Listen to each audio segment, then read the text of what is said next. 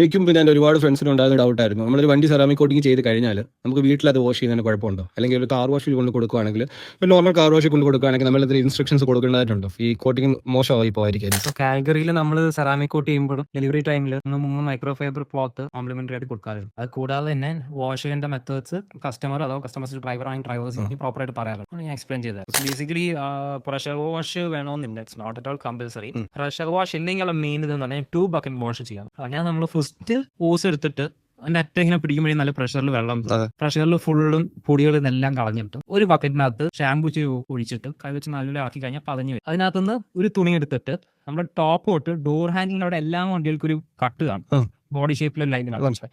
അവിടെ വരെ വാഷ് ചെയ്യുക. ഈ ബക്കറ്റിൽ നിന്ന് എടുത്ത് വാഷ് ചെയ്തിട്ട് പിന്നെ ആ ബക്കറ്റ് മുക്കരുത്. ഒരു വേറെ ബക്കറ്റിനകത്ത് ഇച്ചിരി ക്ലീൻ വാട്ടർ വെച്ചിട്ട് അതിനകത്ത് എടുത്ത് നല്ലപോലെ ഉരച്ചിട്ട് വേണം പിന്നെ രണ്ടാമത് എടുക്കുക. അപ്പോഴേക്കും മണ്ണ് എന്തൊക്കെ മണ്ണുണ്ടോ മണ്ണിൽ നിന്ന് കളക്ട് ആവുന്ന മണ്ണല്ല രണ്ടാമത്തെ ബക്കറ്റിലാവും ഡെപ്പോസിറ്റ് ചെയ്യും. പിന്നെ ഷാമ്പു ഫ്രഷ് ആയിട്ട് എടുക്കാം.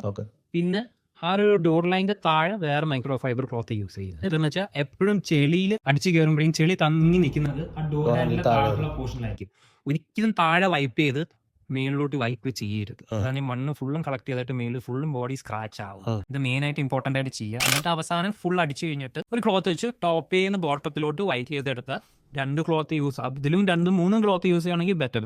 ഗ്ലാസസിന് സെപ്പറേറ്റ് ക്ലോത്ത്, റൂഫ് തൊട്ട് ആ ഒരു ബോട്ടം ലൈൻ വരെ, ആ ഡോർ ഹാൻഡിലിന്റെ ലൈൻ വരെ ഒരു ക്ലോത്ത്, താഴോട്ട് ഒരു ക്ലോത്ത്. ഈ മെത്തേഡ് പ്രോപ്പറായിട്ട് ചെയ്താൽ മതി. പ്രഷർ വാഷ് ഉണ്ടെങ്കിൽ സെയിം തന്നെ ബക്കറ്റ് വേണ്ടി വരത്തില്ല, ഫോം കാണുന്നതായിരിക്കും. പുറത്തൊരു കാർ വാഷ് കൊടുക്കുകയാണെങ്കിൽ അതോടെ പക്ഷേ ഞാൻ യൂഷ്വലി ചെയ്യുന്നത് എന്താണെന്ന് വെച്ചാൽ ഞാൻ ആ ക്ലോത്ത് കാറിനകത്തോട്ട് വെക്കും. എന്റെ ക്ലോത്ത് വെച്ച് തന്നെ ഈ മെത്തേഡ് ഞാൻ അവരെ ജസ്റ്റ് എന്തായാലും ഒരു കാർ വാഷ് 2 പേര് കാണും വൈപ്പ് ചെയ്യാൻ. എൻ്റെ അടുത്ത് 2 ക്ലോത്ത് കൊടുത്ത് ഇവിടെ ഇനിയും ഒരാൾ അവിടെയും ഒരാൾ താഴെയും ചെയ്യാൻ പറഞ്ഞാൽ മതി. അവർ ചെയ്യുന്ന ഒരു ബുദ്ധിമുട്ടില്ല.